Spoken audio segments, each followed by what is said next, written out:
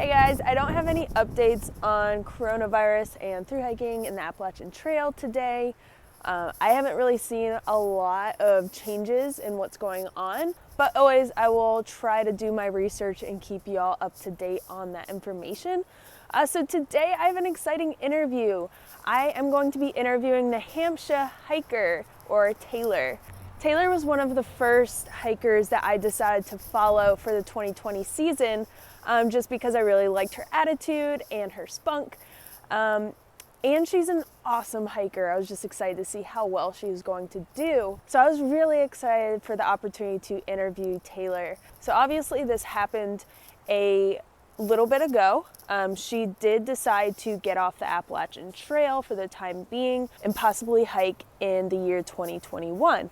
This interview we did on the trailer's porch was before she decided to actually leave the Appalachian Trail. Actually, a couple hours later, she informed me that she was going to get off.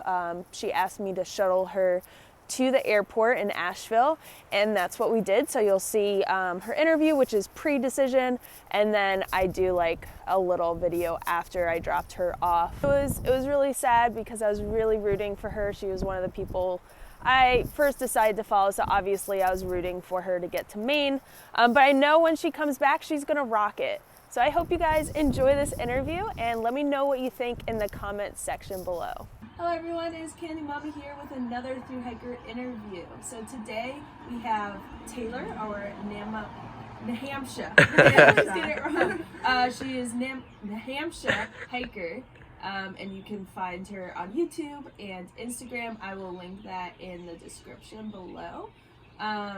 So we're just going to get to know her and just ask her a couple questions, and we're gonna have fun with this, so stay tuned. So Taylor, can you tell me where you're from? I think everyone can kind of guess where you're from, and what got you started in hiking? Alright, so I'm from originally Massachusetts, but I moved to Nahamsha about 4 or 5 years ago. After college, all my friends were getting like really intense like internships in the city, and they were all really stressed out. So I'm like, I'm just gonna move to my parents' ski house in New Hampshire and see what happens there. So I started working in this little gift shop that my mom opened up, and then in the gift shop there was a book called like the 4,000 Footers of New Hampshire.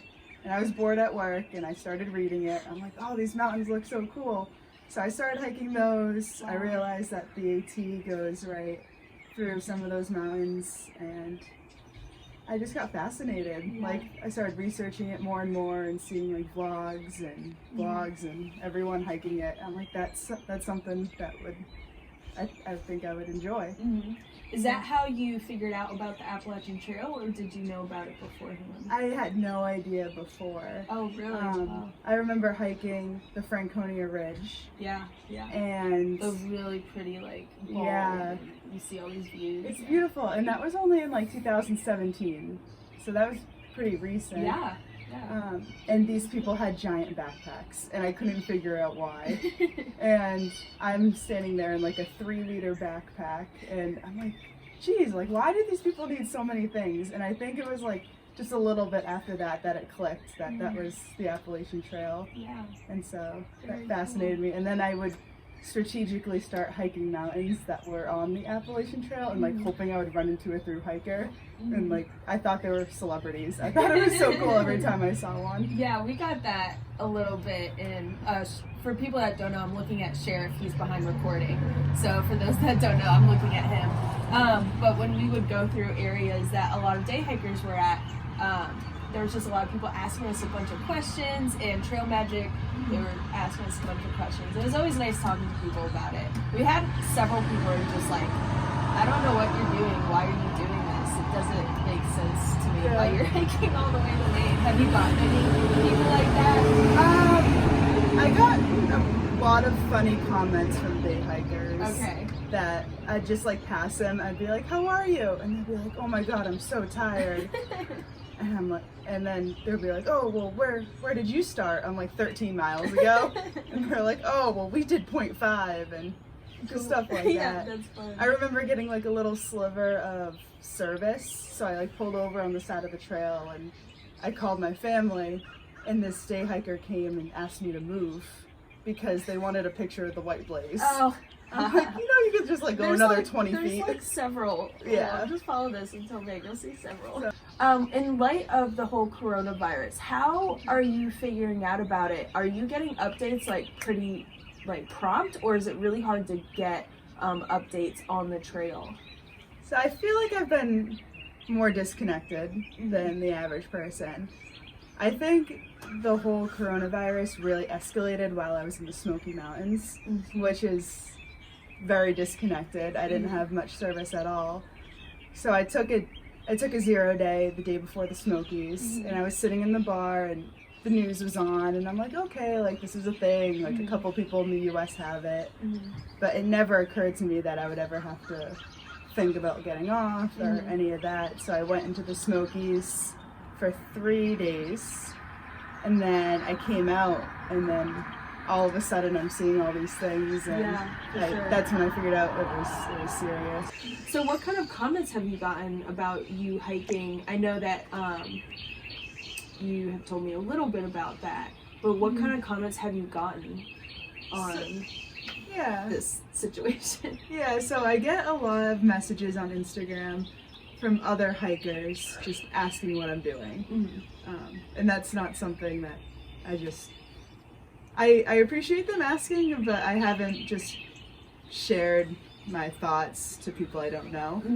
And then on YouTube, a lot of people have seemed to just copy and pasted the ATC's recommendation to get off trail. Like I've never seen it before. Yeah. But obviously I know what the ATC is saying. But I'm still getting a lot of positive comments of people saying like, keep pushing, like you got this. So I want to say it's like half and half at the moment. Some people are very strongly opinionated either way. Yeah, especially online. Yeah, I appreciate everyone's thoughts, but I'm still trying to process it myself and make my own decision. Yeah. For people that are watching this, this is what thru hikers have planned for some years, a lot of months, and they have worked up to this. They've quit their jobs. So it's not an easy decision to say, I'm just gonna get off right now. Like it takes some time, and they are taking all the precautions that they can, but it's a thought process. It's not just one easy decision, and it comes with some sadness and So what kind of, sorry, go on. Oh, I was gonna say, people are just telling me to get off trail, but it's easier said than done. Like I still live thousands of miles away. Right. And I can't just hop in a car and go home. Like, it takes planning. Yeah.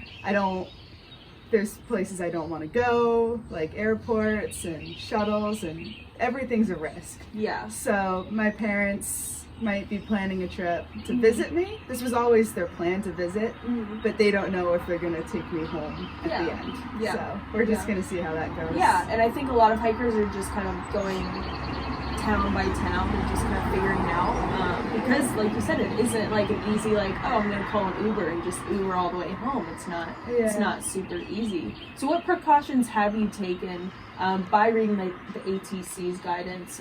What have you read, and what have you done to kind of adhere to that? Yeah, I think it's just the simple washing your hands, not spending a lot of time in towns. Like, I'm in town right now, but before this, I think it's been a week or two since I've been in Franklin. So I'm really just trying to stay on trail. When I was in the Smokies, we had to stay in shelters. They've since lifted that, but I do feel really safe in my tent and just social distancing as much as I can, I guess. Yeah, exactly. That's all we can do. So now that we talked about coronavirus and kind of addressed that, we can talk a little more fun about hiking and stuff. What is your favorite piece of gear that you have right now? Okay, this is my favorite. So I have these little pouches on my hip belt.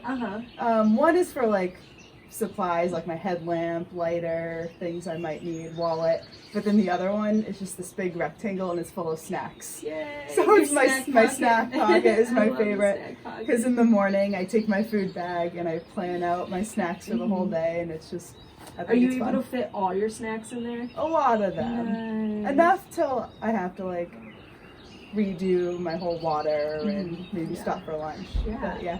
That's a new one. I don't think I've heard the pockets. I've heard like fanny pack and whatnot, but Yeah. I haven't heard the hip pockets.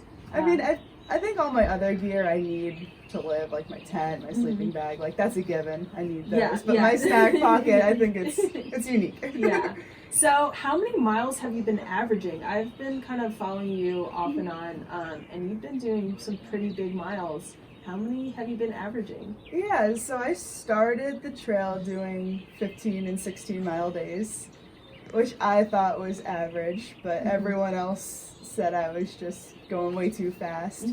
But I have to keep reminding people that I live by the White Mountains. Yeah. And that's been like my training ground for the past 3 years. Yeah. So I think I already had my trail legs. Yeah, I think. And so I think you're good. my day hikes were just as hard as these through hiking days. Yeah, the whites. I mean, going through the whites for me and Sheriff, we were beat up. They were really tough. I mean, those uphills were like nothing. I mean, Georgia was pretty bad, but like they're kind of rolling, you know. But the whites are like It's straight up, straight oh down. my gosh. Yeah, so So- once I got to the Smokies, then I started doing 20-mile days just because I wanted to get out of it. Yeah. So okay. now I'm just kind of on a roll. Yeah. We'll How do see you how that goes. feel after doing those kinds of miles? Feel great. You feel great. I had a couple problems with like my feet and the arch and some of those, but that all went away. I had like 2 days where my knee hurt, but I'm feeling great. That's so great. I'm so happy. Yeah. I know that Jonathan, he had some knee issues here and there, and that's always scary for that to happen.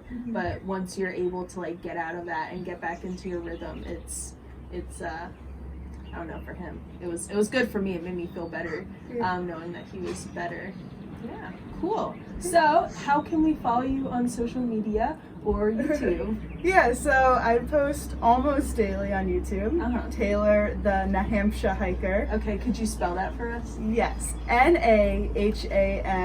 Nahamsha. Okay, cool. And you are on Instagram as well? Instagram, Nahamsha.hiker. Okay. So those are the two that I use. Well, thank you for talking with us. It was Thank nice you. to see you. And finally, I love this aspect of the trail. We just saw Frosty. It's like, I know these people already. We've already been talking. And Like you've been on my TV screen and now we're sitting hanging out. I It's love cool. that. Yeah. Cool. Well, thank you so much. And good luck getting to Maine, hopefully. Yeah, fingers crossed. Hey y'all, I just left Nahamsha hiker or Taylor at the airport, literally right here. It was really sad to watch her go, but I knew it was the right decision for her and her family. But she wants to do it again next year. Obviously, I'm not going to post this interview with her until after she actually posts her update, so this is going to be a little delayed. But yeah, so she is off the trail and she's back with her family, quarantining themselves with Callie, her dog. So that's good.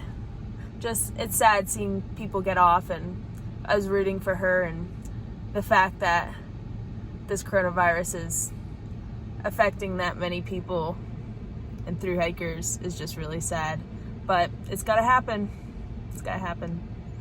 More updates from the caretaker bunkhouse to come.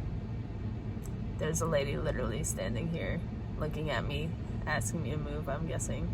So I'm gonna move the car. She's just looking at me. Okay, so I'm gonna go. Bye.